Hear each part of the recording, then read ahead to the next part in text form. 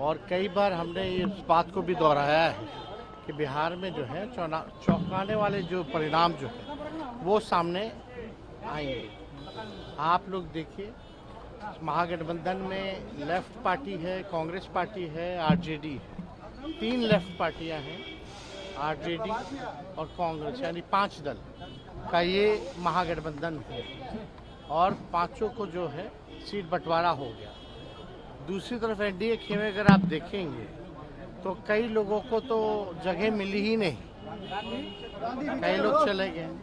तो उस हिसाब से अगर आप देखें तो हम लोगों का मजबूत गठबंधन है, जनता का गठबंधन है और हम लोग मजबूती के साथ चुनाव लड़ेंगे। बीजेपी और चिराग पासवान भी कह रहे हैं कि इस बार फिर वही हाल होगा, हम लोग 40 होंगे और वो लोग 0 पास होंगे। बीजेपी और चिराग पासवान है ना, उन लोग को शुभकामना है, लेकिन हर बार इस तरह का रिजल्ट नहीं रहता है ना।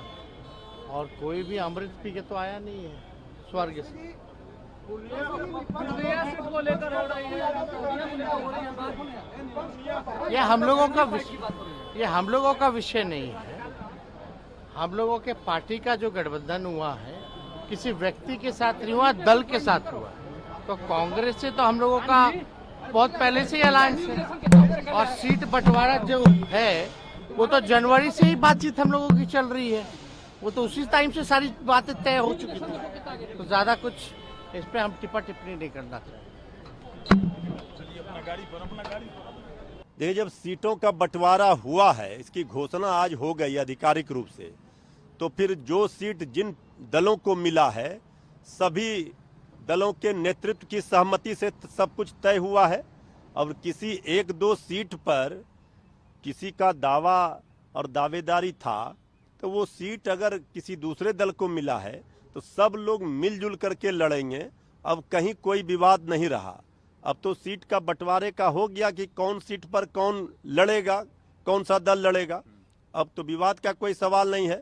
लेकिन हमारे बीजेपी वाले, एनडीए वाले लोग जो कूद कूद कर बयान दे रहे हैं कि, तो उनको ये पता होना चाहिए कि बिहार में 40 सीट पर महागठबंधन चुनाव लड़ रहा है।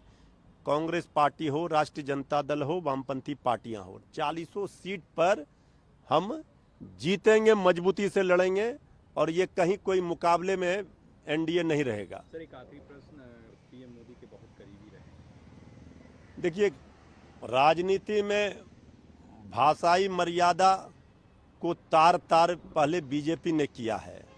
हम तो सब लोगों से अपील करेंगे कि भाषा की मर्यादा को बनाए रखना चाहिए। बहुत सारे शब्द ऐसे हैं जो राजनीतिक विरोधियों के लिए कटाक्ष के रूप में, तंज के रूप में कहते हैं, कहना चाहिए, लेकिन भाषा की मर्यादा को नहीं तोड़ना चाहिए। और उन्होंने जो कहा है ये तो जन जन में लोग कहते हैं इस तरह की भाषा। तो दूसरे के लिए अगर आप इस तरह का शब्दों का प्रयोग बीजेपी करती है दूसरे विपक्षी नेताओं के ऊपर, तो फिर उनको सुनने के लिए भी तैयार रहना चाहिए। अब ये अगर संस्कृति बीजेपी ने खड़ी कर दी है, तो अब बीजेपी पर जब हमला होता है उनके नेताओं पर, तो उनको दर्द होती है, पीड़ा होती है। लेकिन उनको ये सोचना चाहिए कि शुरुआत उन्होंने की है, मर्यादा भाषा का तोड़ा है और विपक्षी नेताओं को जलील और अपमानित और गाली गलौज से नवाजा है बीजेपी ने। अब उनको इस तरह से शब्दों का जब तीखा प्रहार विपक्ष के नेताओं के द्वारा होता है, तो फिर सवाल खड़े करने का कोई मतलब नहीं बनता।